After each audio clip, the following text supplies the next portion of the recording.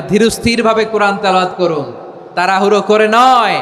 আনাস রাদিয়াল্লাহু তাআলা আনহু বলতেন, রুব্বা কারি লিল কোরআন ওয়াল কোরআন ইয়ালআনহু। কোরআনের অনেক কারি আছে যারা কোরআন পড়ে কিন্তু সওয়াব পায় না, বরং আল্লাহর কোরআন তার বিরুদ্ধে আল্লাহর দরবারে নালিশ করে আর লানত করতে থাকে। আমরা কি ওই রকম কোরআনের তেলাওয়াতকারী হতে চাই?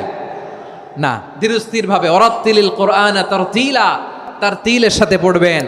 বিষ্ণু ঈসা ইসলাম কানা ইয়ামুদ্দু সাওতাহু মাদ্দান, টেনে টেনে পড়তেন। আলহামদুলিল্লাহি রাব্বিল আলামিন আর রহমানির রহিম মালিকি ইয়াউমিদ্দিন ইয়্যাকা না'বুদু ওয়া ইয়্যাকা নাস্তাঈন ইহদিনাস সিরাতাল মুস্তাকিম সিরাতাল লাযীনা আন'আমতা আলাইহিম গায়রিল মাগদুবি আলাইহিম ওয়ালাদ-দাল্লিন। পড়েন আমিন।